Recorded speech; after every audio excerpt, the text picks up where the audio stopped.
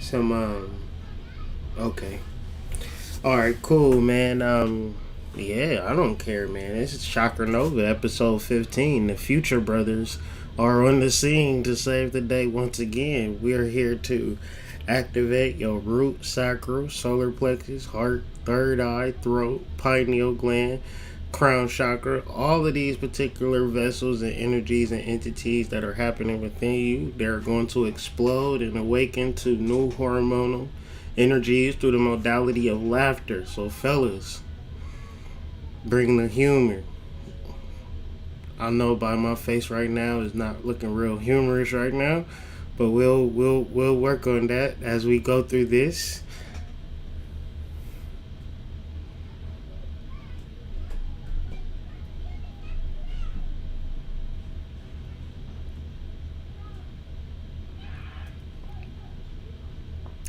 I don't know, man. I'm just here trying to suss out the good vibes and make this time go good for the people that's listening, and keep them in mind that it's a positive vibe or a negative vibe, however you look at it. It's a vibe nonetheless. But we here to talk about what we here to talk about. But before we talk about what we here to talk about, go ahead and introduce yourselves and drop some hot information. I don't know, tell us about the D wave, or tell us about some stuff that you've been researching, or some hot meditation pose or Kundalini activity you've been tapped in or tuned into, a good television show, some what was the hottest porn you watched recently?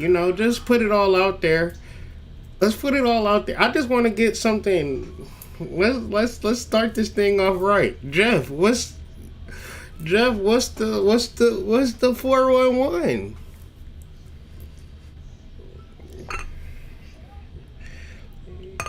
Oh, because this is for because I no, I'm realizing that people are listening, so I'm just gonna just say wild shit from time to time, such as your latest porn endeavor. But beyond that, no, tell me about your week and how you been, bro. It's been a couple weeks since we been, but we back up on this thing.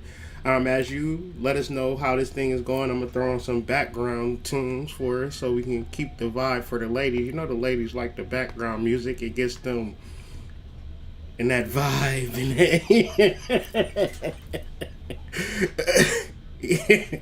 It's the beauty of music, man. I shave. Go ahead though. What's up with it? Yeah. Jeff, Elijah, business here in the DMV, cannabis delivery service. Do a lot of different things. Hit me up on Instagram. G.Elijah144 is my personal account. Then the business account, Elijah Green 144. The week's been good, enjoyable. Just been thankful for everything, the opportunities that have been given to me. Thankful for the platform, of course. I've been outside. I just been outside doing what I do, spending time outside for meditative purposes, personal reasons, and also business. I like to be outside, so um, catch me outside. That's where you find me. Yeah. Cash me outside. I'm hmm talking about No. that's just what I'm saying. On his hot girl shit. This like we out here. I'm just fucking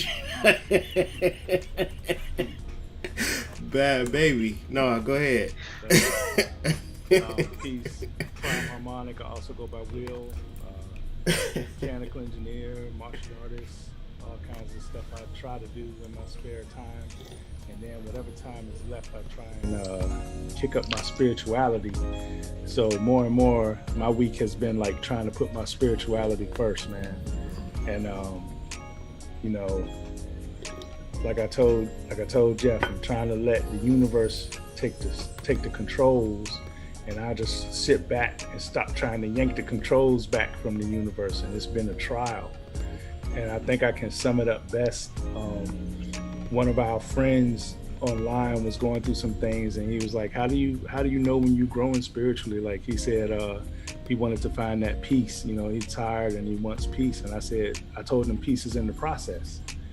And that's what I've been focusing on this week, is trying to choose at every chance I get something more peaceful, something better for me, and let the universe control it and try and keep my hands off the wheel while it's happening. And it's been manifesting, man. Tomorrow's the full moon.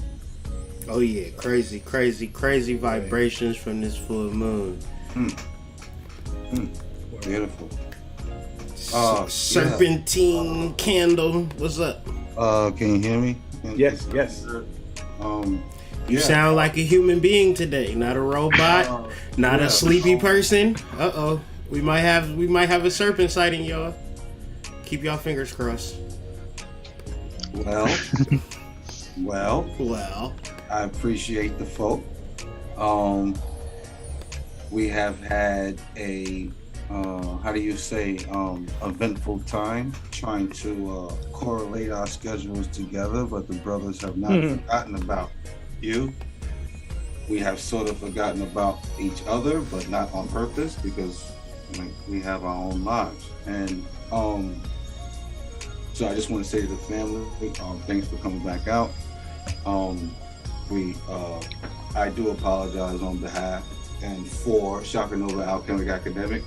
Not because I, feel like I owe you guys any apology, but mainly because, this is something that we take pride in bringing to you guys on a consistent basis without any ulterior, activities, derailing us, unknown or known regardless. Having said all of that, I'm happy to be here. Happy we were able to get this going tonight. I think we have a dope show. It is a beautiful, wonderful, violent, disrespectful, derogatory, sexy, seductive, size does matter type of vibe.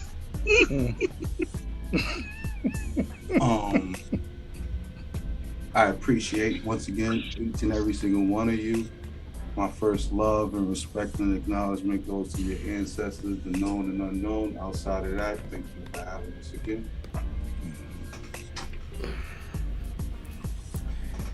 I've been experimenting with different creams and syrups and jellies. Yeah. Since nobody wants to ask me about my week. I used to have everything. I've been experimenting with some ranch. My God. With some ranch. Some different things, man. No. These questions we're a bunch of guys, and we know that. We don't ever try to change that about ourselves. So, in reference to that, you nasty. Sacred Serpent 823 on IG. Hit him with a DM if you want to join the conversation and have some input, because is dating worth it in 2021? Of course, there's a bunch of guys talking about it. What will be cool if we get some women to chime in on the topic? You gotta chime in on the chat, right? I'll repeat the things that I said on the chat for the audience. However, if y'all want to join the conversation and get your point across and things of that nature, hit up Sacred Serpent in the DM. He will give you the link and we will link. But yeah, man, the first question, I'm gonna kind of give it some context. Thank you. I was about to say, what's the definition of death? Yeah, by the way, Prime is the only one that's not really privy to this because he missed production. So yeah, that's it. Yeah. And I know you mad at Serpent, but that's all right. You get over it. No, I'm not. I just wanted them to know that you weren't here for the beginning, and they can. No, I was here in spirit, man. I was here astrally. Of course you are. Man, so what's dating? Dating is for, people. When I was coming up, dating was, very hard, right? Because there was no social media, and if it wasn't specifically used to date, right? You know what I'm saying? Like, you could date off of social media, but it was a lot of, like, catfishing was the normal thing back in the days. AOL, Instant Messenger, and all of that. That wasn't real for real dating. Like, you had to get some game about yourself. Nowadays, everything, I'm going to give you all the context, and this is just my truth of observation. Please correct me if I'm wrong, okay? everything is based on the aesthetic and the exterior in the internet. I said that's a combination That's a between good word. Instagram and the internet. Internet. The internet of all things, where you know you can do Photoshop first before you upload your picture, right? You can do a filter. You could do True Face. I think that's the app, or Face True or something like that. With the girls can do the whole face over. Dudes, we don't hip to that because our selfies be crusty and things of that nature. No wonder girls don't hit us up in our DMs and things of that nature. Oh, crusty ass Instagram page and things of that nature. We don't know no better. But for guys who are into, because y'all guys, until we get girls on the platform, for y'all, is it worth dating in 2021? Why or why not? And what's the benefits if it is? Like with the Instagram, maybe it's something that I'm not seeing. What are y'all getting the benefit of dating a girl that's totally into herself and could care less about you unless you're benefiting her specific image? And that's all I got for that.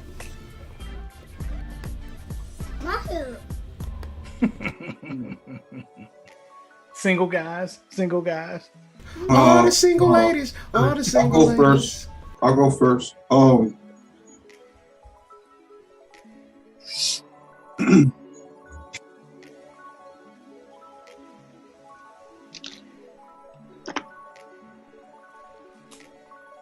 Personally, I ain't dating nobody. I would love to embark on an evening and meet someone. I would love to explore. And why is that so hard? Why is that so hard? Why you said that like you was about to hit the lottery or something, fam? Like I never meet nobody ever in life. Like so, you like, but for real, what makes it hard? Honesty with self, love of self, the lack thereof, so to speak. I mean, because it's in a man's general nature to love. So the man is generally going to love, and he is going to love hard. Not so much for the woman. You was talking about yourself, and then you in general. Where are we at? Right? Yeah. Where are we at? Based on my experience, I'm talking about myself. Okay. I can't talk about nobody. Okay.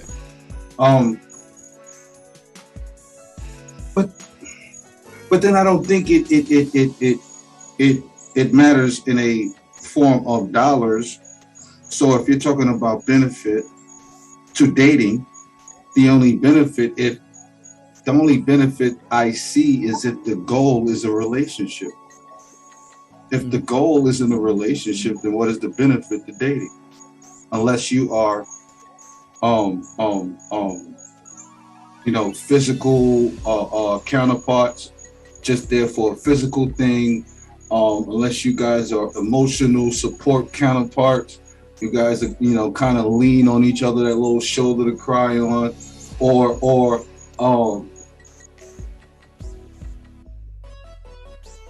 you guys generally just like each other's company. But outside of that, those things are rare, right? Those things are the exceptions to this rule, because the honesty is not in the intent for a relationship, because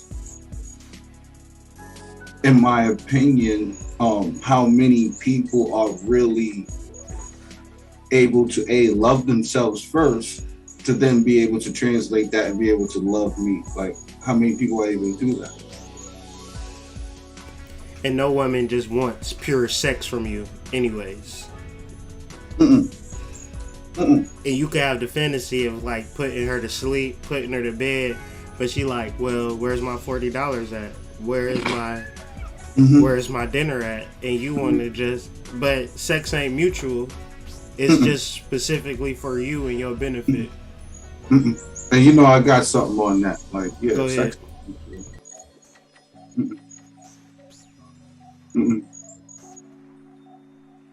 Because, all right, When it comes to the male, your sexual energy is feminine. When it comes to the female, her sexual energy is masculine. Just think about that.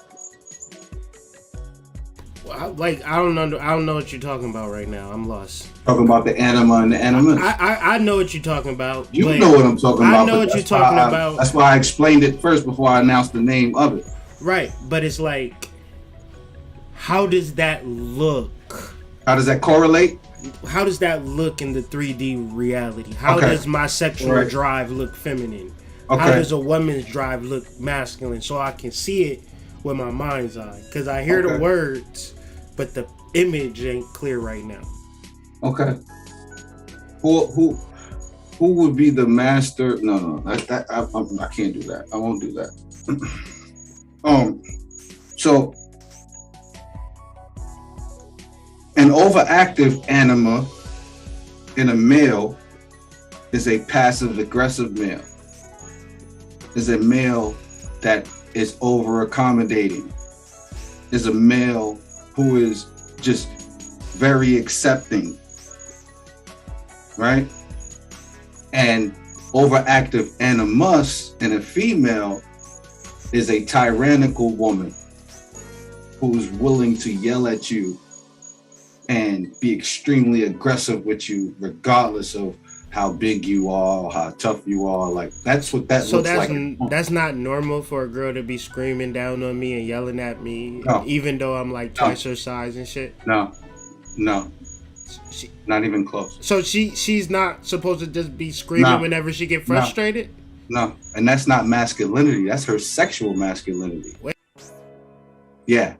So you that's saying how that thing comes out when it's repressed. Okay. That's how that thing activates and looks on the 3D when it's repressed, right? So in the male, it's the exact opposite, right? Like he gets over enthused with this whole sex act thing, and he misses the whole point of enjoying the sex act.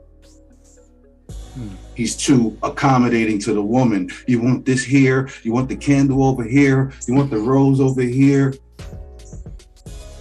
You want strawberry? Do you want cream? Yeah. Do you want ranch dressing? You're doing too much. You're doing too much. I hope that explains what an overactive anima in a man looks like and a overactive animus in a female looks like. So with the female, there's a reason why she can compartmentalize wanting to have sex and the way she views sex and the way she counts sex, because men count sex. So you view her sleeping on you as betrayal. She views herself sleeping on you as justified. She can justify that thing because her emotions is not wrapped in the sex. Her emotions is wrapped in her control over her sex. Whereas the man, your emotions is just chaos. That's your divine feminine within you. And when that thing is just, overarching, it's just too fucking nice. It's just too nice. What scares me is that I know that these girls is like somebody else loves them already, right? Some dude is crazy about this chick, right? And she don't want this dude at all, right? At all. And she into and me. It's not even him what that she doesn't want. It's not even. But if, say for instance, you like, this is what I think about. Like, I can't really kick it with a chick for real because a dude is stalking her. I don't know why I think that. But I always think like somebody in love with you and you don't care about it.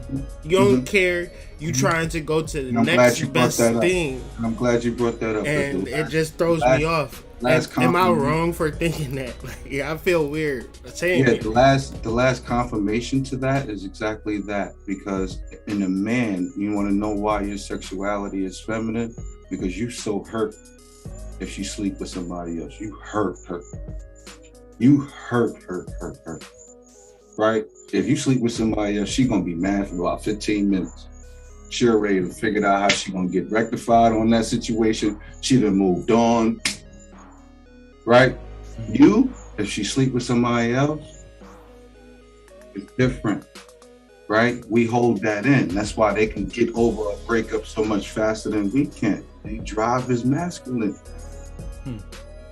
They sexual desire is masculine. That's why they could be so cutthroat about it. And a man has to reconcile that reality. So overactive, like I said, one is tyrannical, the other one is just too nice.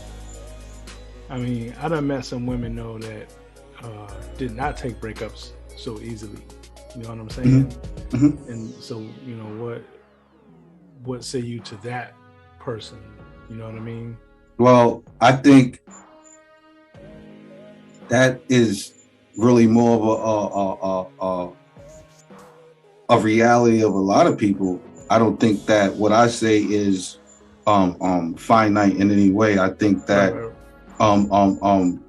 the majority of that is projection based on my past experience, but a lot of it is also just the research and the overwhelming evidence that lies and reside where people feel and how they feel about it.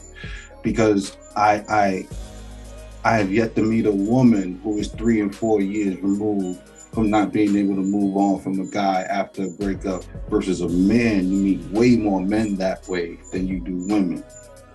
And some women like you just described might be just the exception to the rule. But I'm just saying, based on my experience, the majority of men don't get over breakups well, and the majority of women they're able to move on so much faster. Wow, that's interesting. Yeah, it's almost opposite from my, and I gotta say it this way, since I'm married now, from my past. Mm-hmm. I've almost seen the opposite.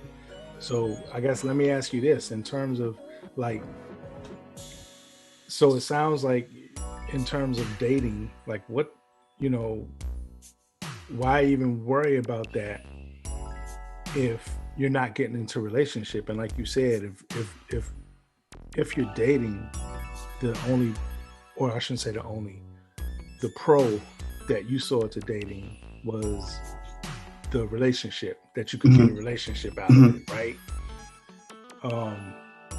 If you can get a relationship out of the, and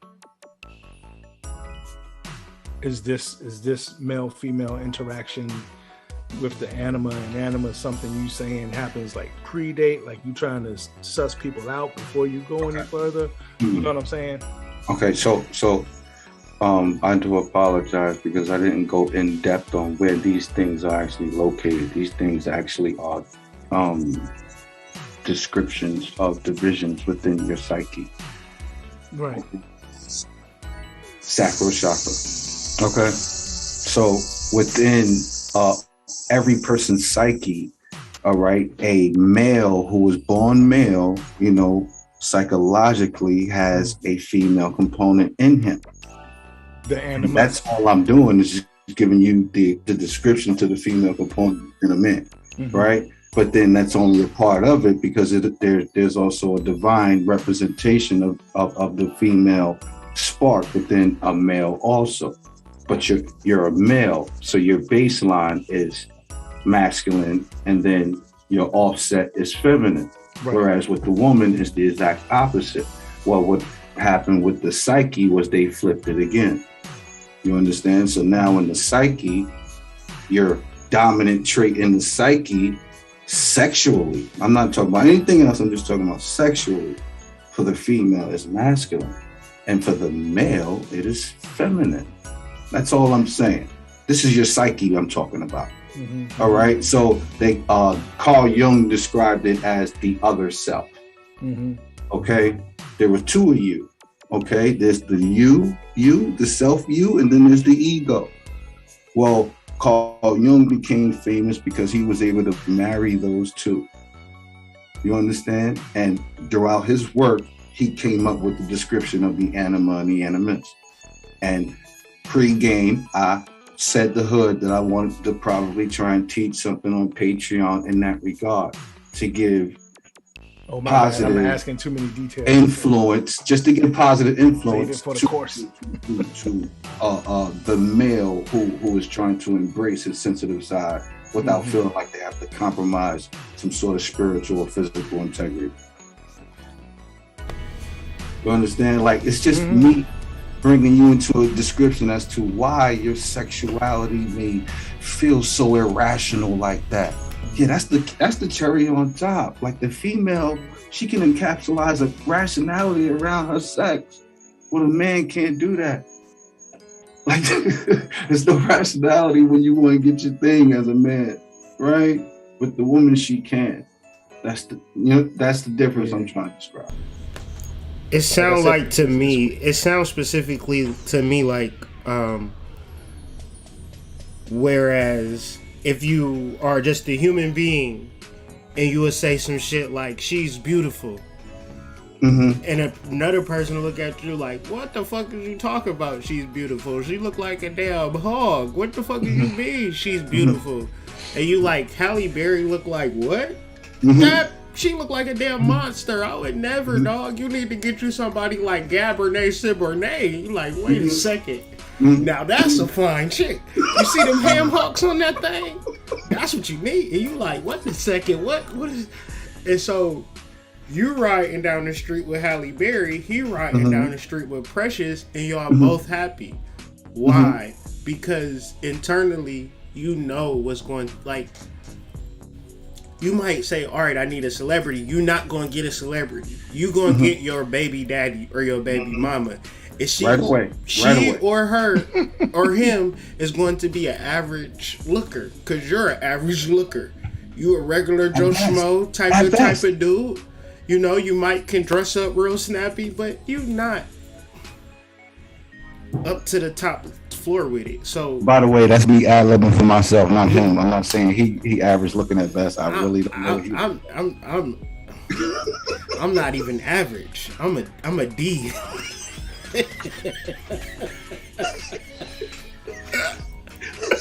That could be taken a lot of ways, sir. I can tell he didn't go to grade school because D is average. He don't even know. Like, he tried to insult himself and didn't even succeed. Like, average. You know what I'm saying? Like, it's a little bit below. I'm not graduating. It's a little bit. When I tell you, I walk down the street, people be like, ew. Like, I was like, wait a second. Did I hear that? Just a slight ew. I don't know. But anyways, I digress and progress at the same time. You know what type of woman you want. That woman knows what type of man she wants. So why dating is so hard, from my perspective, is that none of y'all are being honest on that particular level of understanding. Yes. But go ahead, Jim. Wow. Say it again. Yes. Say it again. Because like you said, Serpent, like my experience was like kind of the opposite. Like, I would always see around me, like, you know, girls getting their hearts broken, you know, and dudes just kind of like being able to compartmentalize. So my history has been like that, and I had to actually learn, because I was one of those dudes that, you know, did some wrong and tried to atone later by making like each next relationship better. Like, I wasn't, you know, I can't change my past, but I could do better. And you know, it's just like it's weird to me, because for me, like, if I saw somebody that I was interested in, I scoped her out for a little while. Like, I would sit back in the cut and check her out. Like, if she hanging out with, like, you know, 50 dudes, not that nothing's wrong with that, right? But I ain't trying to compete with 50 dudes. But if she hanging out with like 50 dudes, I'm gonna be like, all right, I ain't trying to compete with that. I'm just gonna bounce. But, you know, if she looked a certain way, you know, acted a certain way, walked a certain way, talk a certain way, I'd be like, okay, I'm gonna talk to her. I'm gonna try and speak to her. I'm gonna say something. Good morning, how are you? Something, you, all that dress looks nice, whatever, you know, whatever I gotta say. And in the hopes that it would spark some conversation or some deeper conversation.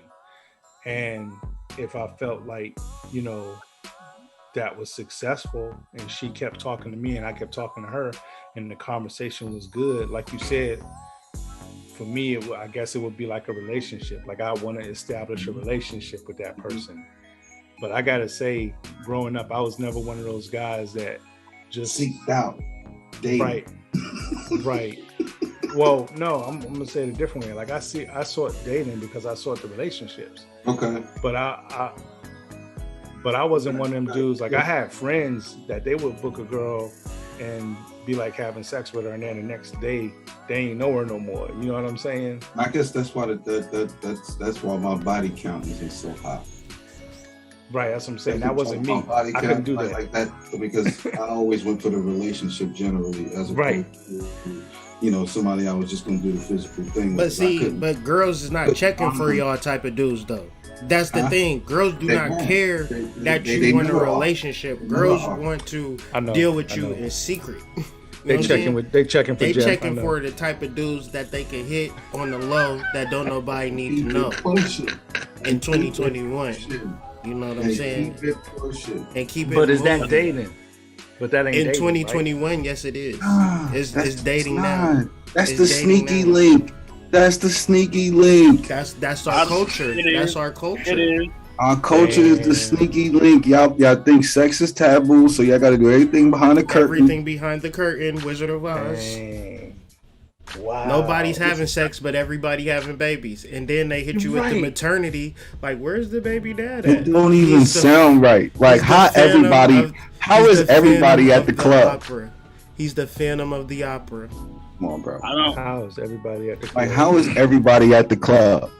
Everybody at the club? Everybody got a BBL. Everybody got an OnlyFans. Like, how is everybody just doing whatever right now? Like, on one side of the world, there's a lot of people. On a lot of sides of the world, there's a lot of people scared to death.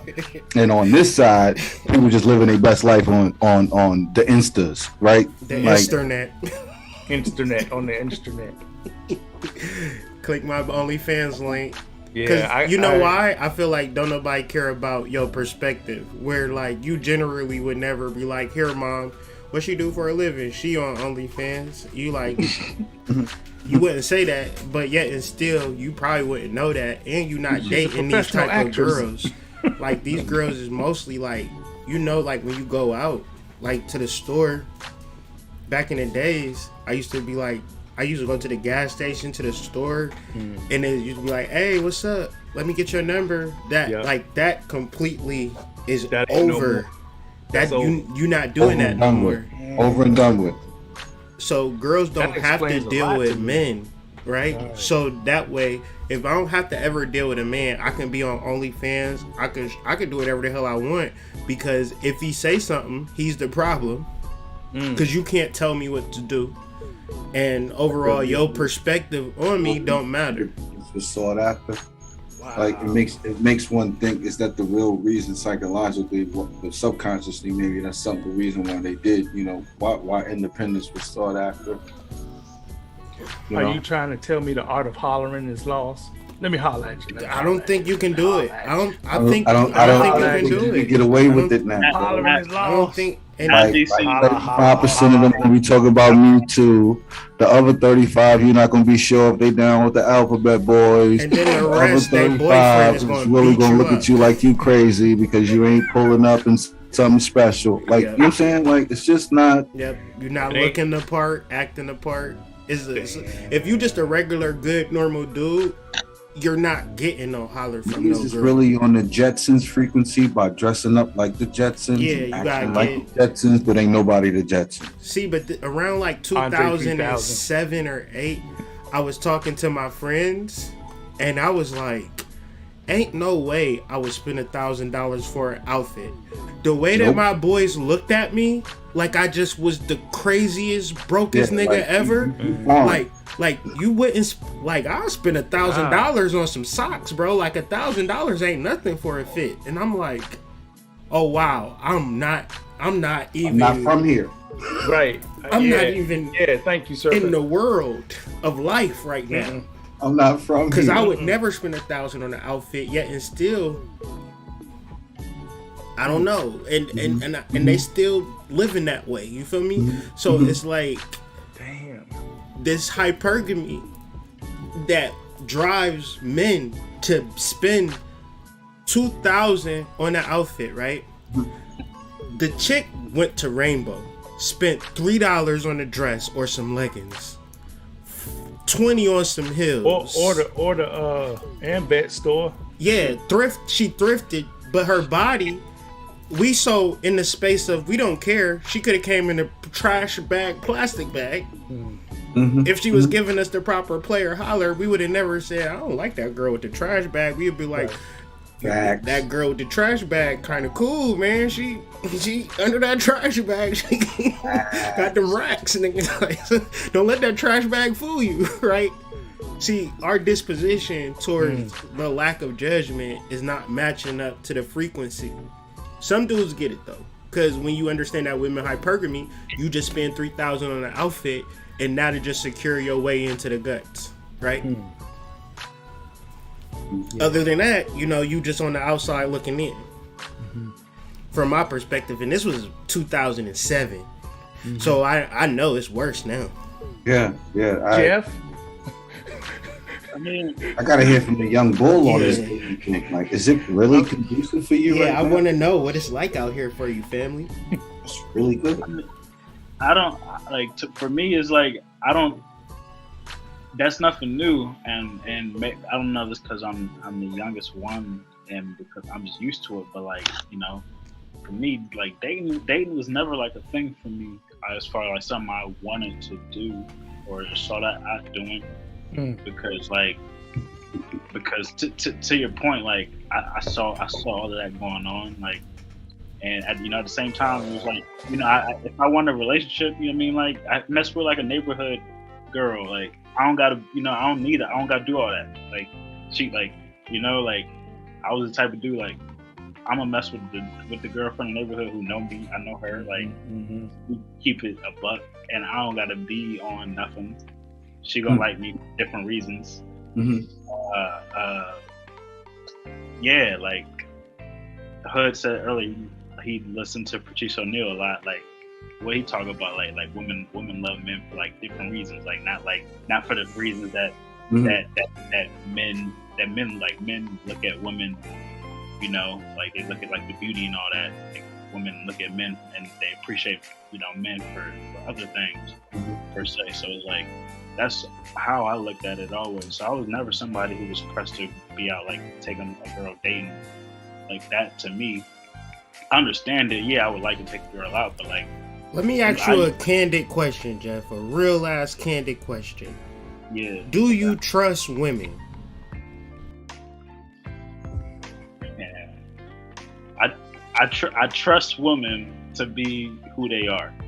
And what does that mean? What does that mean? Elaborate. Break that down from a man's perspective, because I think the overall consensus is I'm beautiful. You should trust me. But you said that. But this is the world we live in. The more beautiful the woman, the more capable she can lie to you. Yeah. So the more that you open up and speak from your perspective, maybe it'll enlighten somebody. Yeah, like. Everybody is gonna do what they do. Like say you just out here in the streets or whatever. Like and people are like if just as an example, if you out here in the streets, everybody trying to get it how they live. Like they out here, it's cutthroat. Like they gonna lie to you, but like they're gonna as best they can. Corporate world too, it's all the same. Like people gonna make it look as though they out here to help you. Really, they out here to take care of themselves. Like women, and it's like it's not something that like I don't think that they viciously trying to like do something wrong, but it's like they out here, the word hypergamy, whatever. It's like they try like they looking out for them, they looking out for themselves, but they don't even know it all the time. Like they don't realize like everything they doing like is looking out for themselves. Not saying that men don't do that too, but like just to this point, like women are out here like quite often like acting as though they are doing something for you when it really is like as a man. I'm gonna wait for your answer first. I'm gonna wait for mine. Yeah, as a man, and men got to know that it's like women like are out here. They can be supportive and all that, but like they are as supportive as you allow them to be. Like you kind of have to point them in certain directions, stuff like that. So a woman's gonna be herself. She's gonna, you know, if you give her too much, she's gonna try to take us more than you want, and you just gotta realize like that's just the reality. Like what you gonna do about it? Like it is what it is. Like all right, let's keep it going. Let's figure this out. Let's still figure out a way to make this work together, no matter what. Yeah, so I trust a woman. I trust her to be herself, and for me to be grounded enough and stand strong enough to like allow her to be herself without taking advantage of me. Tuned in and tapped into that Patrice O'Neal. I see. Okay, I like that. Go ahead, sir. Before we get off this question, you said you had something you wanted to add to this before we move on. You said, can you trust a woman? That's a different question. That's a different question, and if you want to answer it, go ahead and answer it. Well, answer this, Prime. Is a woman to be trusted, or do you just trust every big butt and a smile? This gonna sound real funky, but I'm just gonna have to say it because I've been doing my shadow work. Honestly, I don't trust a motherfucker.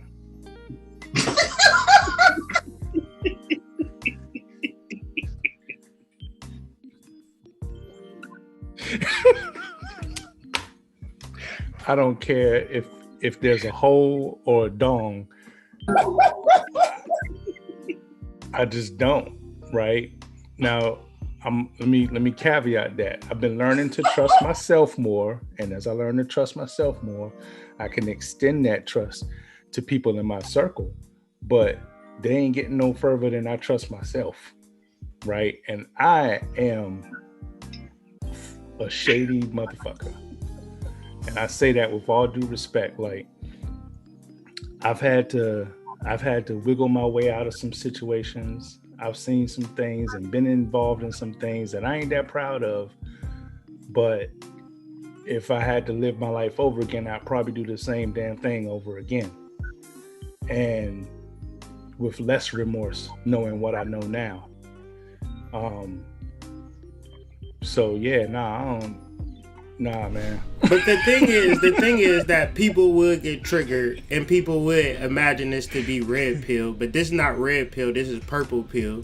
The idea is if you can't trust a person and you like trust nobody, but then we talking about having successful melanated relationships and we do not trust each other, nor do we have the conversation to build or establish trust, that is a problem.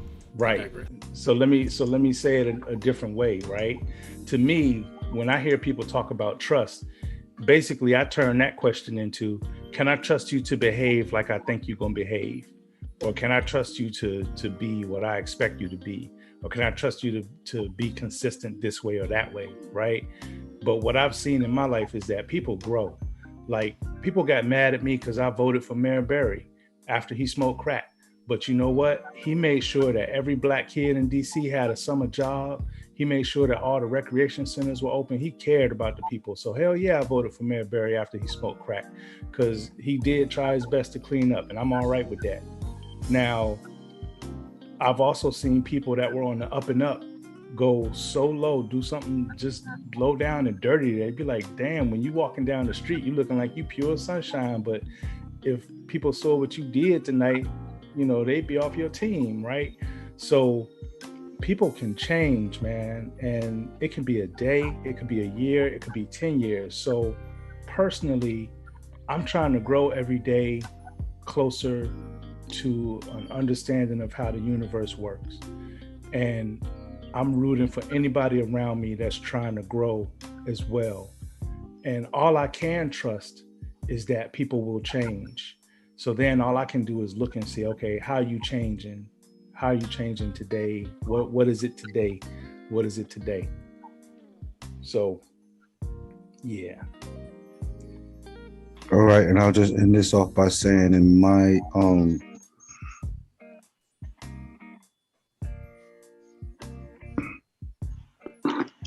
humble opinion, as far as I'm concerned, you don't put trust in trusting a woman together. And the only reason I say that is because trust will fall under the rational and logic category. Now, ideally, all of this is left brain thinking, so it's all, right, wrong, moralistic, so forth and so on. Mm-mm. But when the idea of being able to trust an individual at first glance makes one Love at first sight. At first glance makes one hesitant, then I believe that unless I later on come to that agreement personally with myself that I can trust an individual, that I'm not going to put trust and a woman in the same category ever again. It's because I don't believe they necessarily have to coexist. Because when some people talk about trust and what trust actually is, it gets hazy when it goes from person to person. And so,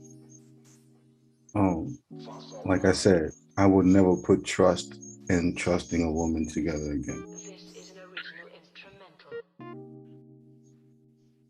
I guess All you ain't right. dating. He ain't dating. Well, all right. He ain't dating. Jeff ain't dating. The reason Nobody I guess it just kind of went in different ways, and people, I thank y'all for giving y'all truthful, honest opinions in reference to the question. But it's like, I don't feel that you could be productive and successful without trusting people. And it's like, how could you fathom, like in my personal opinion, how could you form the words to say that you do not trust your partner, but you will get in a car and trust everybody at the red light to just hold steady at the red light? Yes. You would go to a trust. stoplight, a two-way stop sign, and just keep going straight and not be completely paranoid that the person who is approaching the stop sign ain't going to blow it. Get on the bus. You gonna get on the bus. You don't know what the bus driver was doing yesterday. Probably was on a 7-week bender, right? And now you getting on the bus and he about to drive off a bridge or something like that. So I absolutely have to trust my wife and every woman that I come across, because I see the end goal of the ultimate. And then when you play spirit games, you win spirit prizes. So when you play stupid games, you win stupid prizes. So if you a spirit man, you ultimately know, not based upon what you think or what you feel, you know that when you get crossed, you don't never get crossed. They only cross themselves. Yes. Like when you was in school, you should internalize, I'm rubber, you're glue. Everything you say to me, bounce off me and stick to you. Yeah. That's real spill in reference to understanding your spiritual power as a spiritual man. So if you are establishing a relationship with a woman, you want it to be favorable, you want this to be your wife, then you have to trust her until she shows you otherwise. So what you've taught me, what this conversation has taught me today, like when you say love, right? A lot of people look at that word love and they define that in a whole lot of ways, right? You can say, do you love me? Right? Now I got another word to put in that category, trust. Same thing, right? That's why I said don't get me started. Nope. So it's that's what communication, man. Nope. That communication. Nope. You gotta Communicate. be open. How about comprehension? Yeah. You can communicate all day long, but if both parties ain't listening or understanding one another, then it's to no end. Or because you know what else is a part of listening, right? Wanting to understand. Making it to the pregame on time, I know. I said wanting to what?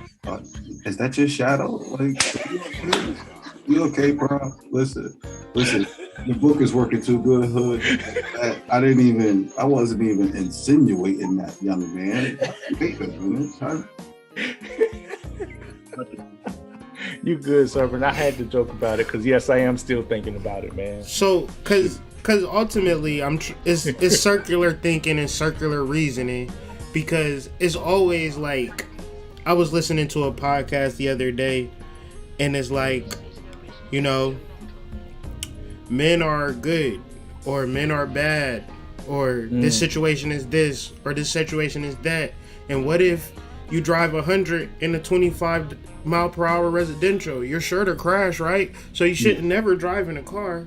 And it's like all of these extremes, reasonings, and logics in reference to masculine energy. And I just feel like, okay, maybe you might still get on planes every day. That's what I'm saying. Maybe you might deal and attract the worst man ever. Maybe you might attract a alright, decent type of guy.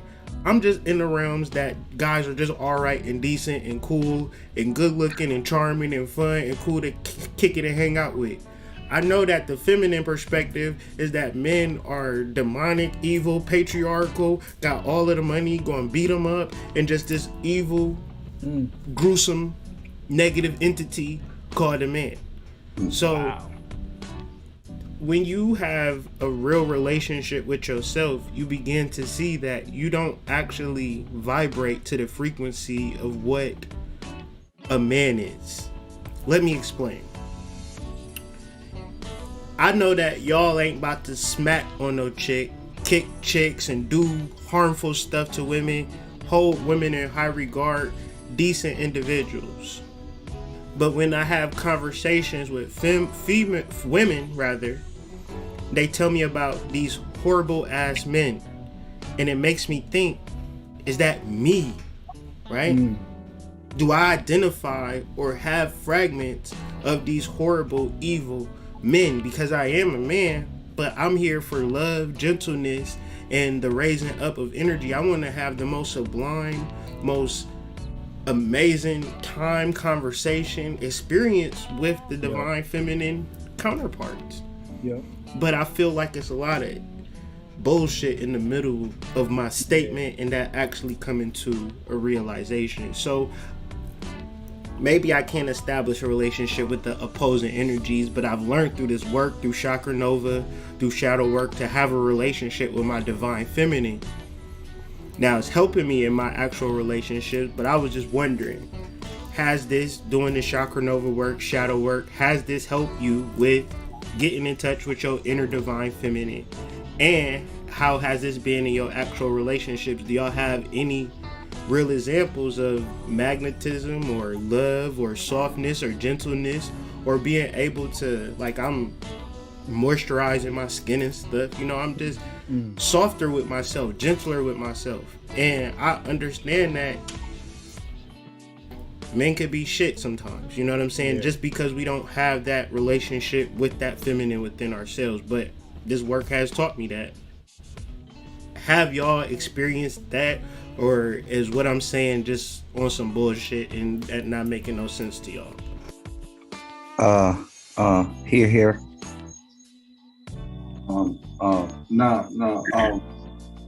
No, in all honesty, I'd like to concur with Big Bro.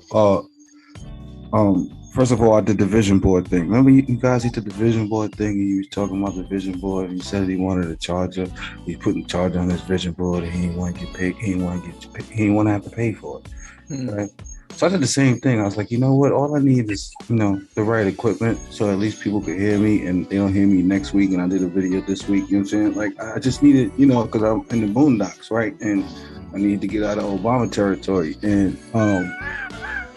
when I did that, I manifested, my equipment. I didn't really necessarily have to pay for it. So I shaped to that. And then I had a conversation with my inner divine feminine, and I believe she has given me the finality to my wording. So if I'm going to say the other thing that was manifested, it was she has given me my words.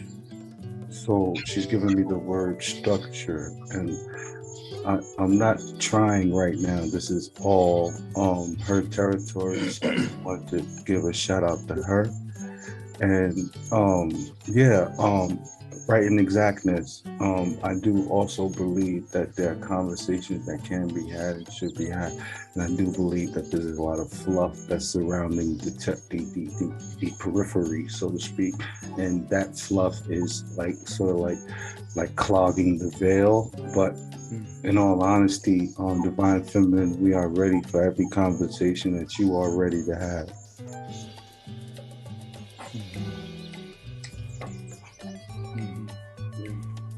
For me, it's been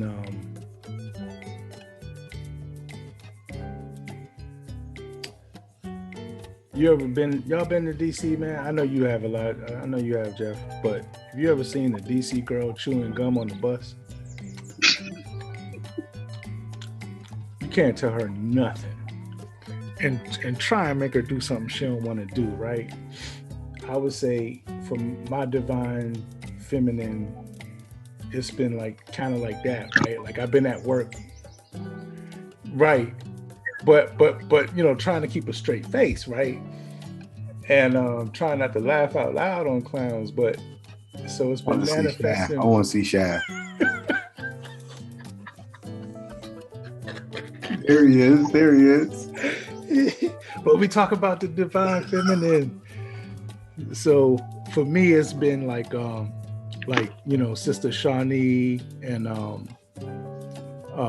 Kiana, Moon Goddess Tarot, you know, folk like that have been kind of putting out, this is how you take care of yourself, this is how you watch out for yourself. And I would say that I've been kind of following that. I could do it better, but I've been reclaiming more of my time. I've been reclaiming more of my space, and it's not like big chunks, but it's enough.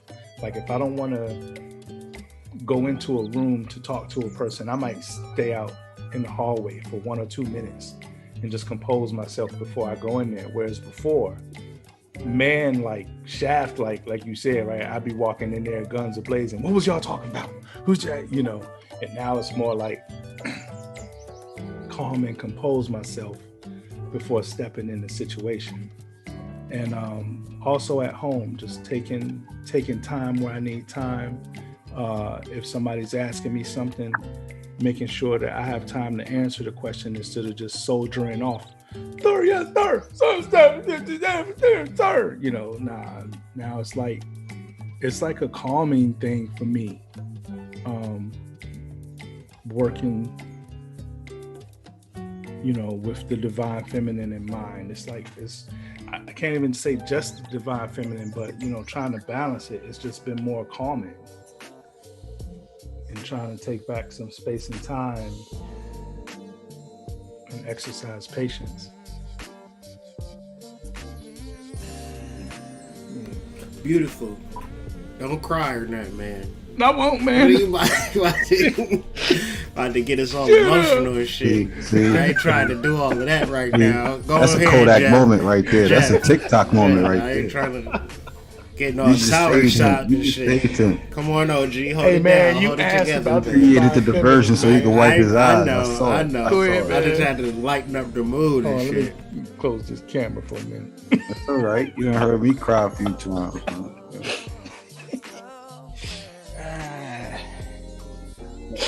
Yeah, I know I didn't like tap into like Divine Feminine for sure. Like I don't how to put this. I don't like when dudes like dudes that you're not expecting like be like, I don't know, complimenting you on certain things, like just like your skin and everything. Like that, it'd be weird. Yeah. I mean, I get it because it's like, Wait a minute. because Hold up. Let him talk, man. Let him talk. Did you bring the Astro in here? Like, what are you doing right now? Oh, he said the Astro. No. Go ahead, Jeff. Jeff. But like, it's like, you know, to the point where it's like they ask you because they're trying to like understand what you do, like how you taking care of yourself, like because they want to do it for themselves to a degree. Yeah. It's like, you know, you tapped into something different, and for sure. But also like to the point that Hood said earlier about like how women can come to you and talking about like men who just are out here, you know, putting hands on them and doing that type of stuff. Like, I just this year, I've like dealt with like women who've been a part of my life and helped me in certain ways, and have kind of come to me, and like, you know, they may be in relationships with men who I know very well, and I may stand next to, and I may not know that like that man is over here, you know, he's like showing like one way to me and to everybody, but like behind closed doors, he's over here putting hands on her and all this type of stuff. And it's like, I didn't know that was going on.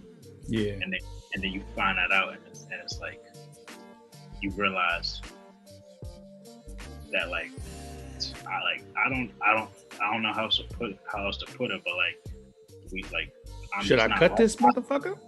Not like that, but it's like, I'm just not like other men out here, like in certain ways. Like she can come to me and tell me these things, and you know, it's like, yeah, we can handle certain things how we need to handle it, but at the same time, that's not something that I'm gonna just dive into and get involved with, because I know women who will say stuff like that, but then, you know, they'll run back to those men too. So it's like, that's not something that that's not, you know, it's not for me. Like, if that's you, like, why did you hit him, Jeff? Just because I told you he was beating me up. Why did you hit him? I hate you. Exactly. It's like they want you, like, at the same time. Like, yeah, I've been in situations not that long ago where like a woman was like, why don't you do this to this man? And it's like, because I know it's no purpose in me doing that, because you gonna ask me as a man to put my life, you know, like to you know, get in a situation where things get physical with me. But I know like you probably gonna run back to him anyway, so like, stop playing. Like it's all it's weird. All a game. It's all a game. Yeah. It's a wonderful mirage. That's what it is. It's a wonderful mirage. Yeah. I think men love women and they more or less hurt by it. And we can't get a recourse for getting our ass beat for liking like you could just like a girl, right? Yeah. And she got a boyfriend for real. Yeah. You don't know it. You get jumped. You then get your ass beat walking out the crib one day. You're like, I saw you talking to my girl, Slim. You just like her, love her, right? You want a healthy relationship. And so let me just put this in context and framework for the ladies. Because all the ladies that listen to Hood Mystic are perfect. So we're not talking about y'all. But there's some women out there that don't listen to Prime Hood or Spirit Doula or nothing spiritual, whatever. They like hot wings, buffalo wings, lemon pepper wings. Though, man, I'm just saying. Hot wings and Hennessy. E&J. Sometimes, ladies, y'all just gotta understand. Sometimes it could be terrible, and sometimes we don't have no way to kind of like work that out because y'all so perfect all the time. Do y'all understand the disposition and the diametric of opposition? And we don't want y'all to beat yourself up either, but we would love some empathy and understanding. Y'all know how y'all little cousin be. Y'all know how y'all little cousin give it up. But y'all act like y'all little cousin ain't creating heartbreak and stuff. But as a man, if we had like thottish ways, we would understand like this is causing trauma or pain, so I'ma stop. Yeah. Right? Because we all been players and stuff like that. I think men have this way of just being senseless, and then like all of a sudden you might have a child and you just wake the fuck up and you really change. And we understand that everybody goes through that, but we're just kind of having a conversation about our experiences. That I know y'all can't believe that we attract women that are not perfect. but it is a thing out here in these streets. Fellas, do y'all understand what I'm trying to say? Mm-hmm. Absolutely. Okay. Mm-hmm. Absolutely. Absolutely. Like I'd like to tell the men, if I could, you might want to get used to the idea that you will never be able to hold her accountable for anything. Like anything. I mean, like anything. Like if anything's reference was everything. But people change, this is the time. and people change, people grow. No, you can have the conversations. But for the start, you need to be going in this way. Yeah, accountable is the way to be. But No. I'm saying you need to go in with the reality that you will never be able to hold her accountable. No. Because the reason why you're not gonna hold her accountable, because she's not gonna come on the first date and be like, "This is how I give it up. This is how I want to give it up. This is how I like it. This is how I don't like it. And please, if you don't come with strawberry jelly, I'm gonna be very upset. I like my talent. If you go and toss my salad, make sure you give me the flutter term. Yes. You have to pre-mention salad tossing. You can't just expect a tossed salad. Okay, you have to pre-mention the salad tossing. See, but I'm trying to bring about a solution in 2021 where it's just like advertent honesty, like just so honest and so real. Salad tossing is the answer to 2021 because it gives us a way to communicate and cut through shit. So it's like on the first date, y'all should be able to be so real about it and not be like, well, my past don't matter. I'm just here on some real perfect type vibrations, real perfect type energy. And really, that's not the case. We all got nicks and bruises out here in these streets. Like, unless you perfect, then you in the realms of perfection. But if you in the realms of trying to understand humanity and space with your divinity, how you actually exercise it is through the modality of honesty. So if you tell me, like, oh, you know, I really like one in the front, one in the back, I don't know how I'm gonna take that. I might be like, all right. And I need the chat to know, not to cut you off, but I need the chat to know that this was not personal. Like, that was very sexualized. Like, I'm having a lot of sex in my head right now, and I'm just making fun of y'all while we talking. So I do apologize. I have to come back and forth, inside, out, and never mind. Go ahead.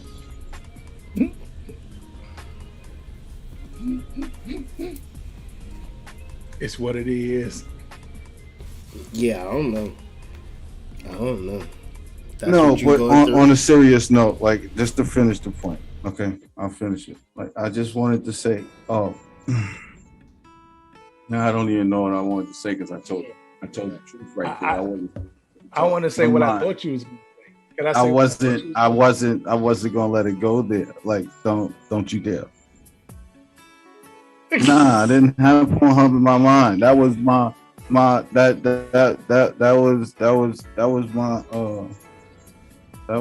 was my shit. Like, yeah, nah.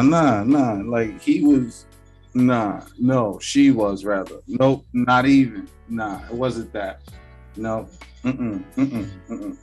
Never mind. Next question.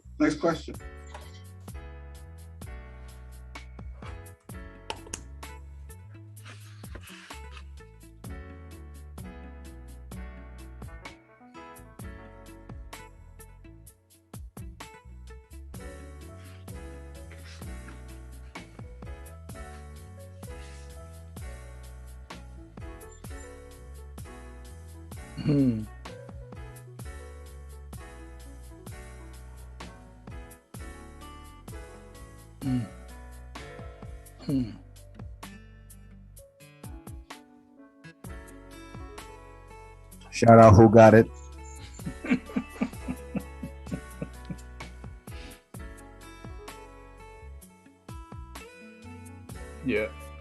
Are you spitting a rhyme right now? Is that what you're doing? You spitting rhyme?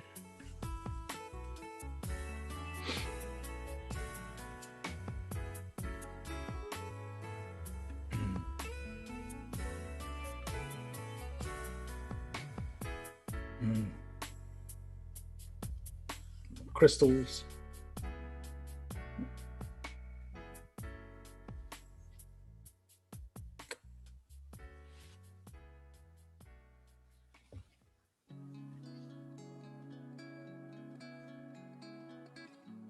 Hood, they say they can't hear you, Hood.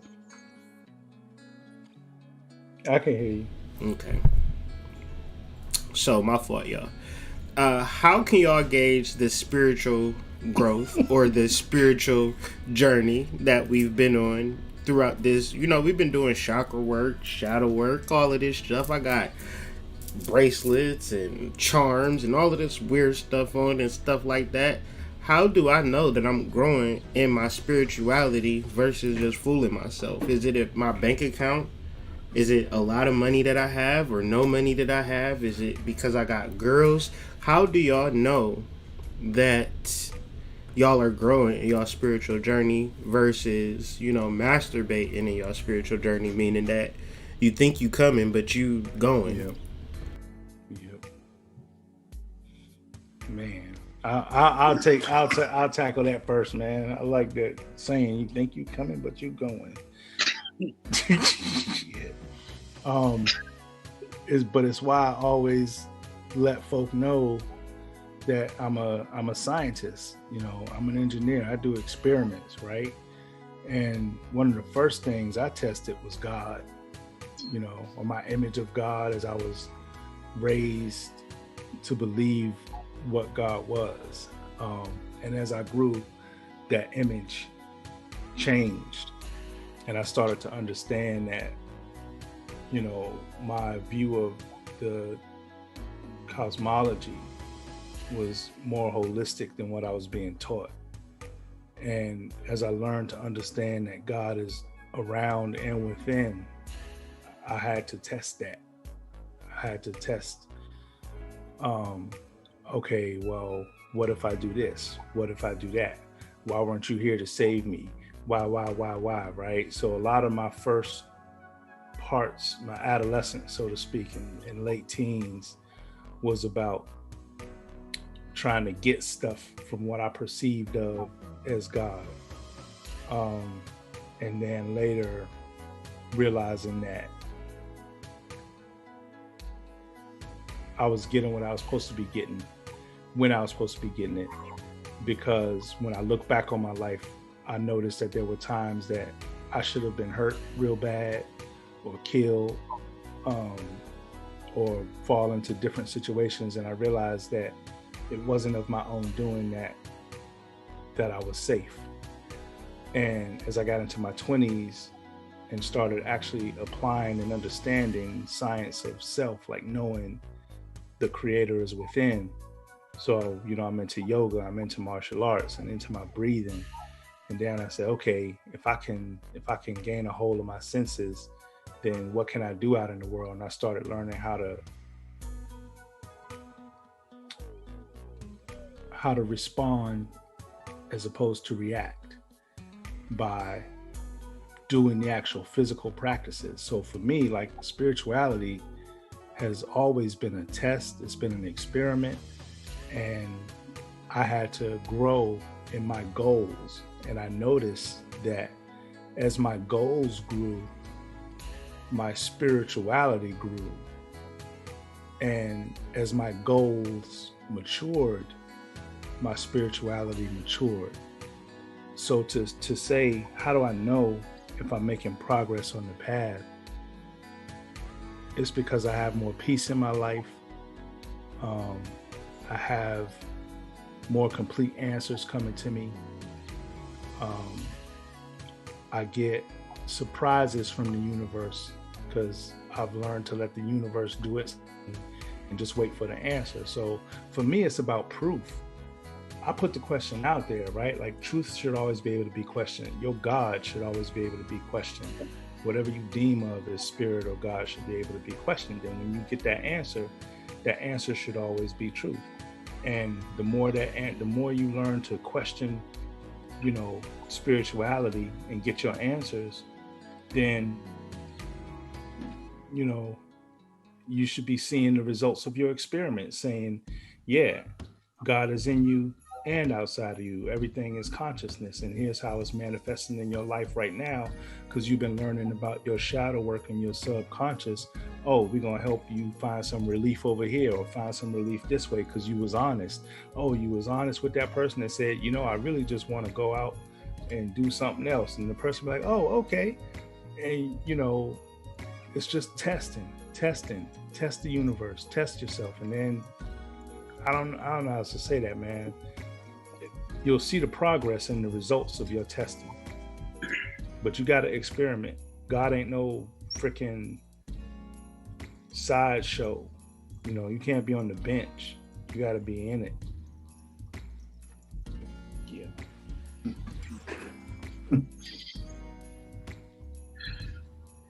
Yeah, for me, it's like I prove it to myself by, I guess, like just by doing it, like just that, by proving it to myself. Like I know I'm growing in my spiritual journey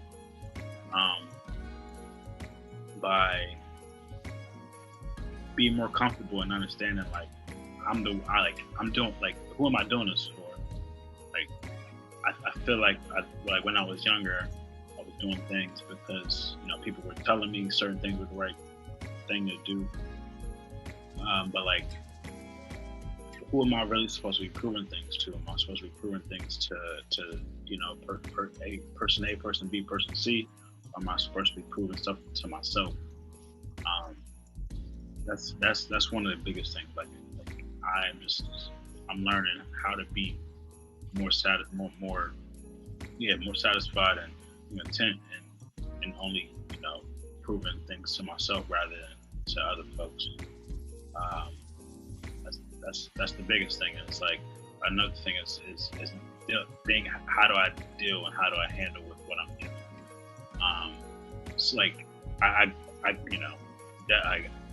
feel like I grew up a weird kid. I feel like we probably all felt like we were kind of weird growing up. Like one thing for me, I remember playing football like when I was in high school. And like I remember like one guy I looked up to when I was an underclassman. Whenever like I would hit somebody, or whenever I would get hit or something like that, I would always laugh. Like whenever something wouldn't go my way, like, and I would get like kind of hit hard, like they would joke like, Jeff, why are you always laughing when something bad happens, like when something messed up? And it's like, that's kind of always how I took stuff. Like I never took anything to heart. Like I never got embarrassed. Like it's just something to laugh at and brush off, just brush that off and keep it moving. It's like, I feel like I'm still doing that same thing. Like I get hit every day, and it's like, I'm not out here to look cute or to look pretty about how stuff is going. I'm here like dealing with what I'm really dealing with. And if I'm still here standing like and happy and complete with myself, with what I'm doing, and nothing's hitting me, like I'm still able to laugh at the end of the day, then I know like I'm still going, like I'm still here for the right reasons. I'm still growing and still learning.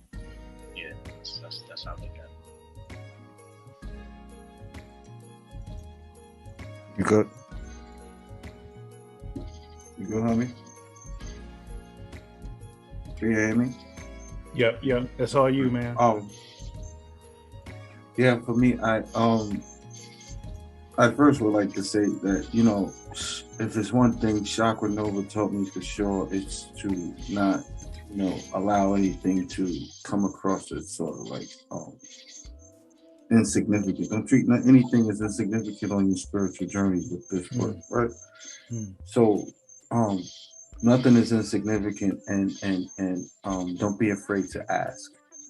So when I realized I was manifesting by happenstance, so to speak, by just thinking of a thing and confirming an actual thing, and then that thing, becoming a part of my reality, I realized that my intention and frequency at any particular time actually meant something, like it actually mattered. So I started to practice going outside and playing with the elements. And so I measure myself versus the elements. I can tell you the rituals that I do or the things that I practice, but I've created a few clouds. I have to say, I've got a drizzle here and there, but the way I measure myself is what I'm able to do as far as against the elements, and I measure myself versus the elements, and I measure myself versus what I ask spirit and what spirits act me. And I don't treat anything as insignificant. So.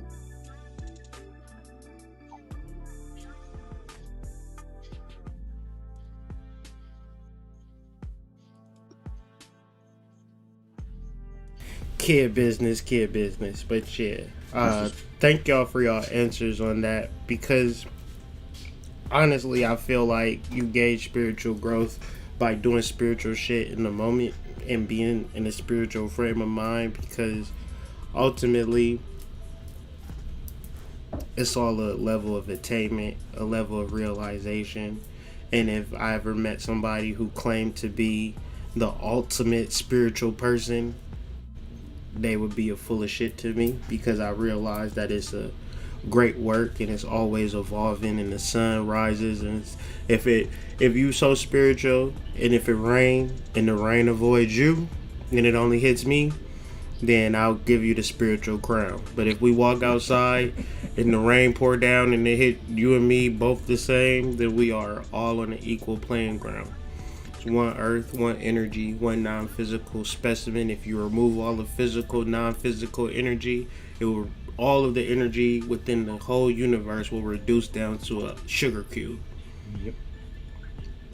So we not that much different in no area or aspect of life. That's why when I have these conversations with y'all, it's kind of funny, because ain't no difference between men and women from a energetic level. But how many times can we look at it as men and say we are looking at, I'll do you one better. If you look at the relationship from the energetic point of view, you will have mastery over it, as opposed to dealing with it from a humanistic point of view, where it's nothing but hot sauce and buffalo wings and things of that nature to put you to bed at night. Hot sauce on buffalo wings. Yeah, you know what I mean. Don't do that. You put lemon, pepper, and buffalo sauce and mix them up. A little bit, just a little bit. You mix them up. It don't matter. You just get your grab Hey, on. I gotta say though, sometimes, man, as growing up in DC spoiled my ass, because there are so many fine women in DC. But sometimes it's hard to look past the vessel and see the energy. And I had to train myself to allow myself to be aroused by the vessel, but not to the point where it took over my being, not to the point where it made me blind to what the energy was, right? And that for me was a lot of work. But it's like, I just gotta say, you said what? Speaking of my soul, I can't even look at you. Yeah, that's what I'm saying, man. And so to this day, like, I hold a deep appreciation for women, because energetically, when I'm around the vessel that is woman, I feel there's just this magic that, don't get me wrong, I like hanging with the fellas, but I'd rather hang with women more. But I don't give a fuck. Right. I'm but not offended. Take it personal, nigga. I'm not offended. I don't need you to announce it next time either, nigga. Give me a second. But I got. He's like, wait. but the value, I've gotten so much value from looking past the vessel that it ain't even funny. And when I do that, it be tripping me out when I see dudes looking at me like, how is he talking to her? Why is he talking to her? And it's like, And I want to tell them, like, it's because I'm looking past the vessel, man. Like, work on that shit. You know? I just want to tell the niggas, I'm sorry, the ninjas that's in the room listening, if y'all listening, okay? Listen, ain't nothing happening from a sausage fest, okay? The girls, you gotta hang around the girls, okay? You can't hang around a bunch of sausages and think you're gonna get a girl, okay? You gotta be around the girls. I think that's what Shaft is trying to tell you. Thank you for translating, Serpent. Yeah, I could see it both ways, because it's more or less like I've learned a lot from hanging with guys, like, you know, having homeboys and stuff like that. It give you an edge. It give you an edge and an advantage in the sexual marketplace, because it's always stragglers and hangers on, as opposed to when you are a lone wolf, you gotta be sharp. It's easier if you got your shit together. It's harder if you ain't strong internally. So you got to kind of figure that out for yourself. But I would say, in reference to relationships, to tie back to your original point about the anima and the animus, I feel like the superior man is submissive and the superior woman is assertive. Because I was just actually experiencing something and thinking about something, and like whatever type of situation might occur within my relationship, because I want my relationship to succeed, I'm gonna sideswipe some shit. I'm gonna overlook some shit. I ain't gonna tell y'all about the shit that, you know, whatever, about my past or my future or present, because I'm only gonna tell the public what they need to know, and in reference to what you need to know, everything is good. What I'm saying is that an assertive personality or a dissociative personality, even if ultimately, right, the relationship is your responsibility, you can't say, oh, well, she was doing this and she was doing that and she was doing this and she was doing that, so I had to do that. It don't work like that. Right? It never worked like that. So ultimately, you have to take, like, if you make a commitment in your responsibility, you thus have to be so submissive, because you know, like, if you understand the psychological component to men and women, you like, y'all do not need to be in the same environment, in the same house together, because y'all are just so different. But yet and still there's a deep ancestral need to be a masculine and feminine representation for my children. If I was assertive and I was masculine, and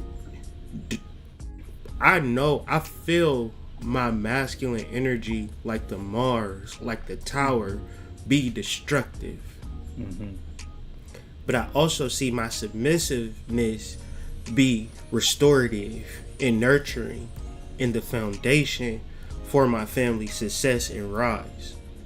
So I know that people get into their Kevin Samuels high value man bag, and you need a man with money, and you need a man that's this, and you need a man that's that, and you gotta have a woman that's soft, feminine, and dainty, and this, that, and the third. But good luck on finding the needle in the haystack out here in these streets. Because generally when you deal with a woman, you're dealing with a masculine entity. Now, we don't want to deal with that.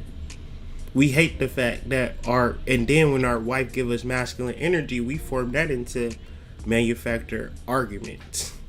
And we can't say, I just wish you wasn't so masculine all the time. We got to actually pinpoint logic and reasoning of her masculinity within a relationship that's making us feel uncomfortable. But what if you married to a superior woman that's androgynous and tapped into her masculine nature?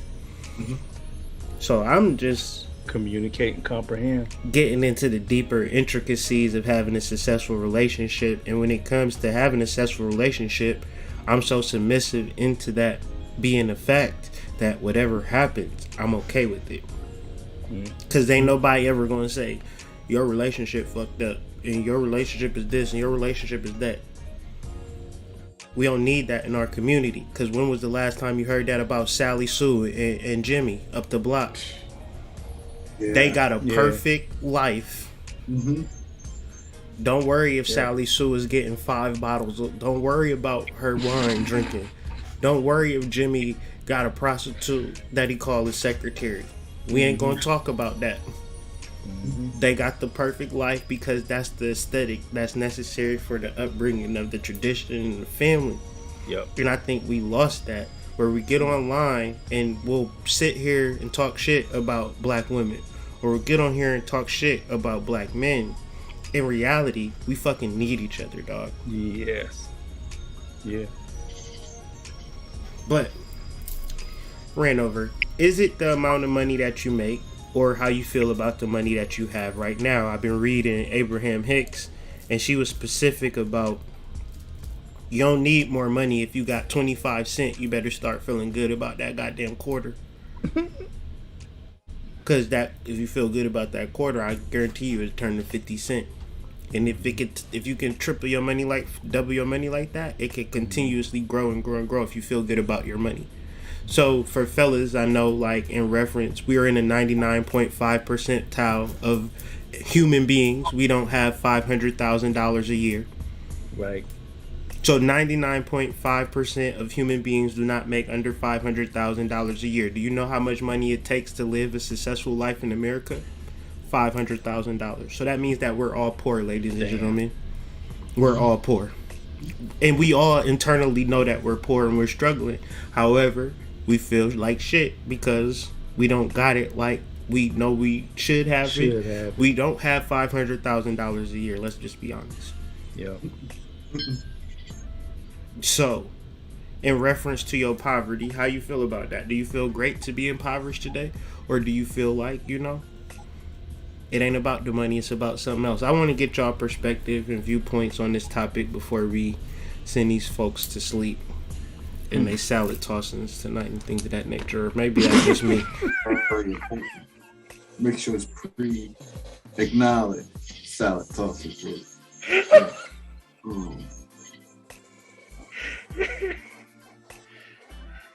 I didn't. Yes, I'm certain. It doesn't, and it will.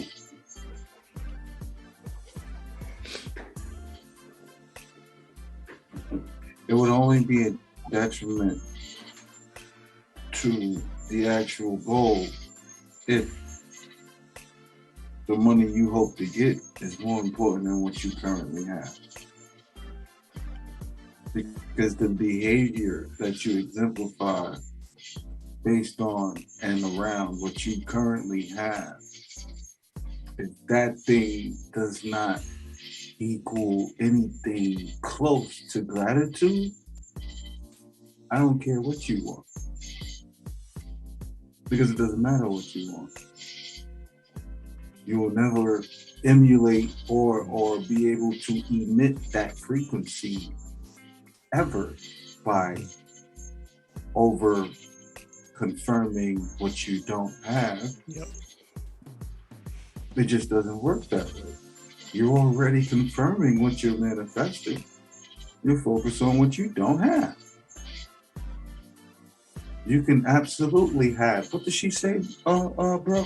You could absolutely have whatever it is that you want, but you can't get it from there. Mm-hmm. Mm-hmm. You can't get it from there. So yeah, if what you have isn't the greatest thing since sliced bread ever right now, and you don't emit that frequency, then you will never be on that bandwidth to connect with the frequency you want for the so-called success that you're trying to accomplish. Damn. Especially not monetarily. Those things go hand in hand. Mm-hmm.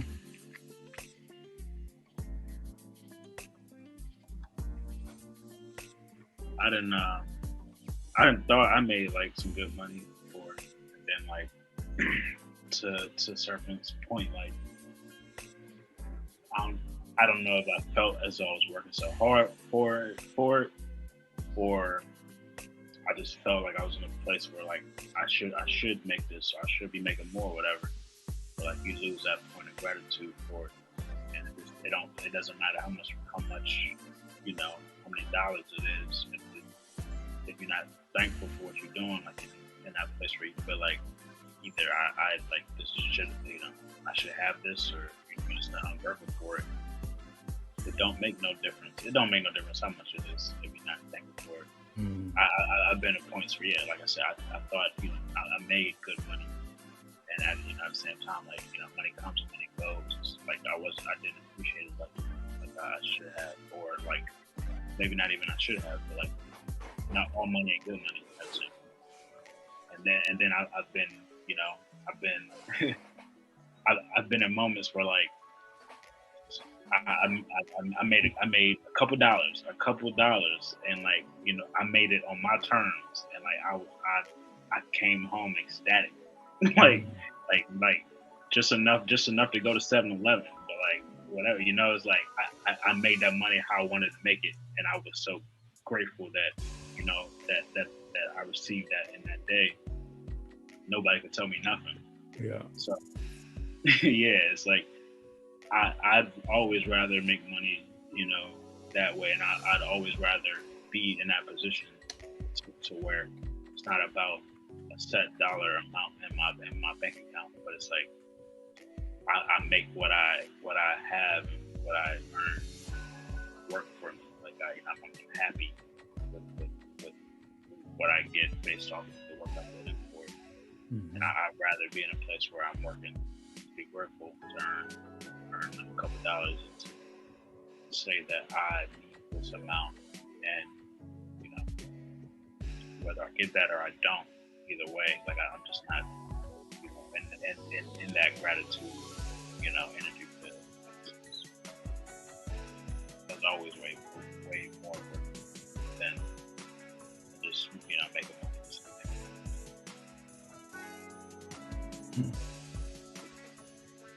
money. Yeah, for me, it's a being true to my shadow work.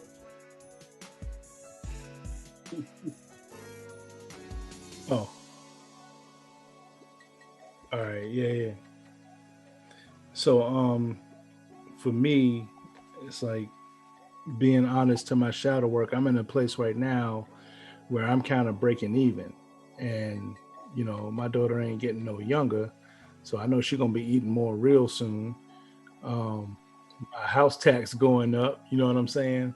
So I'm in a position where I see the need for more currency, and simultaneously I'm trying to not focus on that more so than focusing on, like Serpent said, gratitude for what I have.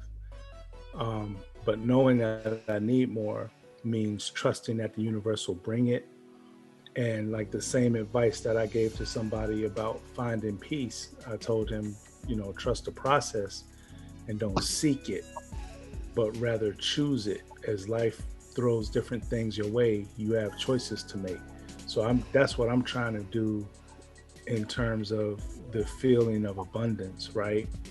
Like, if I can save some money, because that I have to figure out what in my childhood messed me up with that, right? Like it's hard for me sometimes to save, but I'm working now to make my choice. Okay, I got a little bit of cash. Like, for example, me and my wife had talked about investing, and shout out to Honcho Billionaire, the other cosmic weatherman. He was the one that was like, man, get your ass some cryptocurrency, stop messing around. And I was like, but they want my driver's license. He was like, so they already got your information. So I took his advice, and I'm glad I did, because in crypto world, I got a good return on investment on some chain link stuff. But in what they call it, fiat currency world, I still have some moves I got to make. But I was always talking about how I wanted to buy some stocks. So finally, I bought some stocks in a couple of things that me and my wife support. And what I'm realizing is, for me, it's like you got to put your money where your mouth is. Like, I can sit down and be moaning about how the bills are increasing every day, or I can make some moves to, make some extra dollars in a way that feels joyful to me. as opposed to in a way that feels taxing. So, for me, it's about finding refuge in the peace of the choices that I make with my money. Like, I could spend this money on something frivolous, or I could put it towards a bill, or I could put it towards this bill, or I could buy another stock, right? And I have to ultimately be at peace with the decision that I make, because if I ain't at peace with that decision, then to me, it's like I might as well be losing money. So if I'm at peace and happiness with the decision I make with my money, then to me, that's that feeling of abundance. Like if I want to eat out on a particular day, I'm going to eat out. If I want to save it, I'm going to save it. But I'm trying to temper that with family responsibility, but not lose that joy aspect of it, Powerful. Thank y'all for answering that. And I want to answer this question by Nicole. She says, is there a reason why a lot of true spiritualists are quote unquote rolling in the dough or making that 500,000 per year, especially with knowing the law of attraction? So in reference to 500,000 per year, that's just a stat in reference an exorbitant amount of money, right, that a person might make in a year. But this is like not in relation to how much fun they're going to have in their life. Mm-hmm. It's not in relation to the internal processes that they have.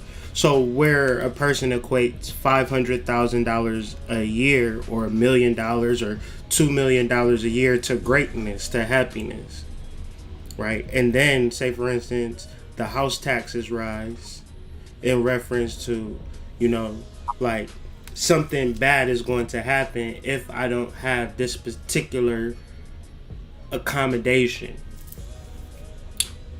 But as I see, true spirituality is more or less me. Like today, me and my family spent the entire day in nature. You know how much we spent? Yeah. Zero. A big, healthy $0. Right? Now, I got money in the bank account where I could have fucking took my kids to anywhere in the planet. I chose to take my children to nature, and not because I was trying to save money or be frugal. That was actually the vibe. Like if it was any choice that I could have made to make, it was to spend time out in nature and connect. So a true spiritualist might not be as materialistic as a person who is not truly spiritual.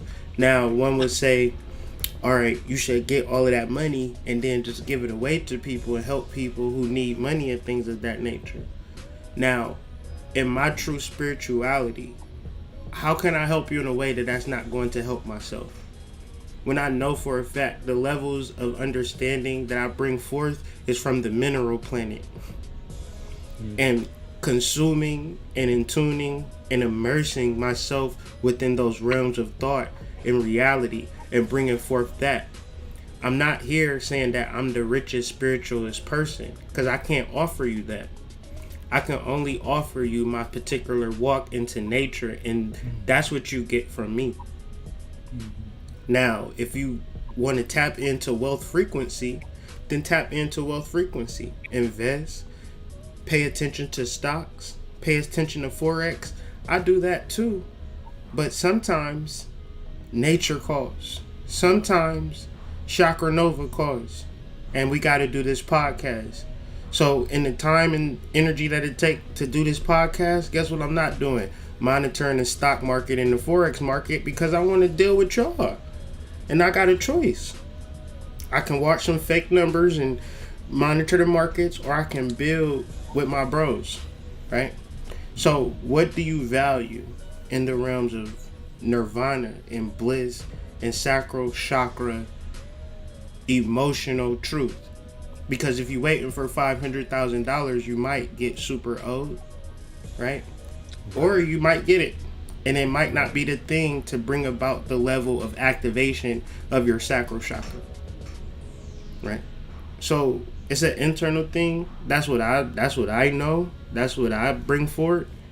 But ultimately, the external, another thing. And ask and what is given in the law of attraction book, Abraham specifically says that we would be so rich and so wealthy, but we care so much about the physical reality. So much so that it blocks our wealth. Now think about that for a couple of seconds and wrap your mind around that. So, in the space of time, man, just want to thank everybody for joining me this evening. We got another question. Maybe we do a bonus episode this weekend or get on IG Live. You know we can do the 4-way. Pause. I did not know that. On IG Live, so we might do Pause. a bonus Chakra Nova episode 15.5 where we get into our final question. But I will give it to y'all to give out some parting shots and how they can find y'all on social media. I'm on prime.harmonic at Instagram, and that's the same for my Gmail. But if you email me, please put something captivating in the subject line so I won't think it's junk mail and throw it away. Right. As far as parting words, again, like Serpent reminds me when he comes on, we shout out to the ancestors and to the physical and non-physical sentient beings that, surround us and make this thing possible. Like Hood said, exercising spirituality is more than just making money. We got so much of a rich world around us that we just got to dive into it. So my only parting word is like what Hood said, get out into nature, right? My goal in spirituality is not necessarily to be rich. I do want prosperity, but my main goal is to make sure that I'm connected with the one consciousness that is us all, and to help others realize that consciousness. Not just say it, not just read it, but to feel it, to know it, to realize it. Self-actualization, self-realization. Yeah. Sacred_serpent 823 on Instagram. Racine Maurice on Facebook, and also Sacred Serpent Media on both Facebook and Instagram. A lot of projects coming up. So I do want to say thank you and thank you for the patience, as well as the continued participation. It's all necessary. So thank you very much. Outside of that, I just want to remind y'all to love yourselves violently. No, like, yeah, you know what I'm saying? Yeah. Like, love yourself. Don't mess around. Love yourself violently. And then see what you create from that frequency. Appreciate Hood Mystic being able to throw this together at the last minute. Like I said, I was out the last couple of weeks, but we back on schedule. We right on time at any time. Thank you again, and like I said, thank you to Jeff, thank you to Prime, thank you for everybody coming out, getting together for this. We look forward to maybe a 2.0 or 1.5 on this and everything else. We got a lot of stuff in the crates. Like, we just gotta organize. And like I said, thank y'all for your time. G.Elijah144 on Instagram, as well as Elijah Green 144. Check me out on social media. Hit me up if you got any questions. Just hit me up. I'm down to reach out to folk and just communicate and learn and build and all that type of stuff, and really build, like, really people who are just just wanna out here want something. Like, I'm down to build. So please reach out. For sure. Thanks Serpent, thanks Prime, thanks Hood again. Just thanks. Appreciate the space. All gratitude. Love the energy. Love all the support.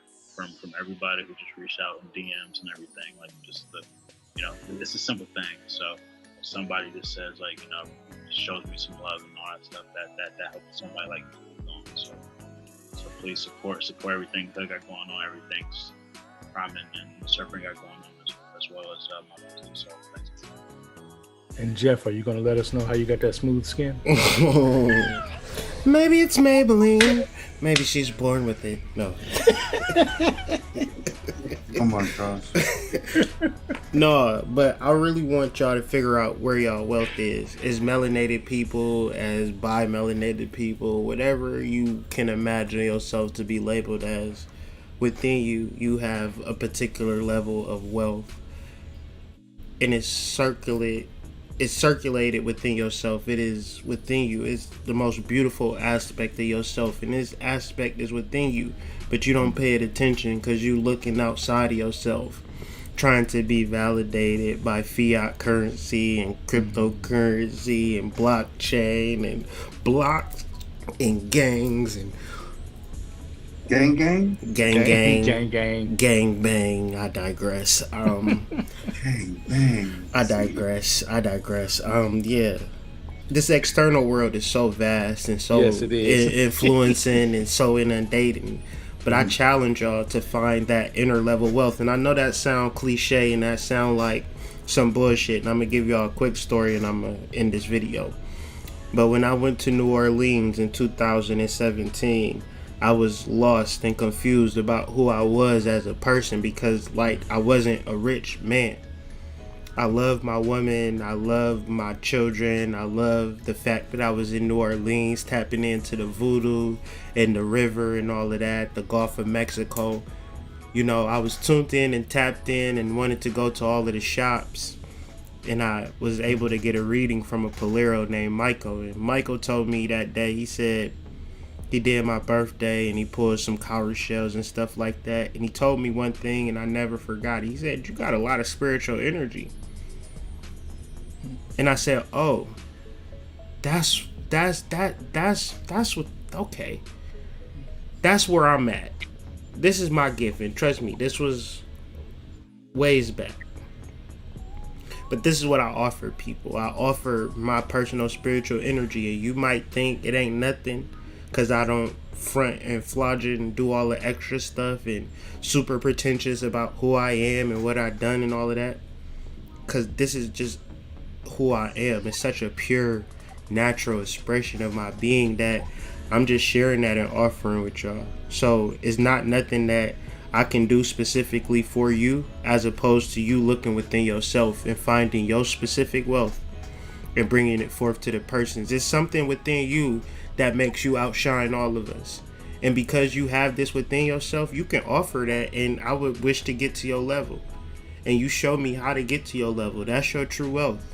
And you could charge as much as you can charge, but it's all within you, and it's the greatness with you. But as melanated people, y'all don't see that within yourself. Y'all don't give yourself the time and energy and effort and patience to see your absolute greatness and stand on that shit. I stand on my spiritual energy. This is what makes me who I am before anything. So I'm just sharing that with y'all. Something to think about as you go to sleep. What is your wealth? Where can you find your wealth at? And how can you begin to give that to the collective? But until next week, man, we'll be back with episode 16. But this weekend we'll probably hop on IG Live. So follow us all on IG, notify, and we'll have a more candid IG Live talk. Peace to y'all, man. Thank shadow y'all. Work. Shadow work. Get that shadow work. Links in the description. Shadow work, please. Please do your shadow work. It's all set up. ColumbianExchange.com. Not hard to find. You feel me? Links in the description. But thank y'all so much for all the support thus far. And let's just hope that we can continue this thing, man. We trying to get on Oprah real soon, so all our kids can eat. Have Oprah talk about the damn shadow work, like 7.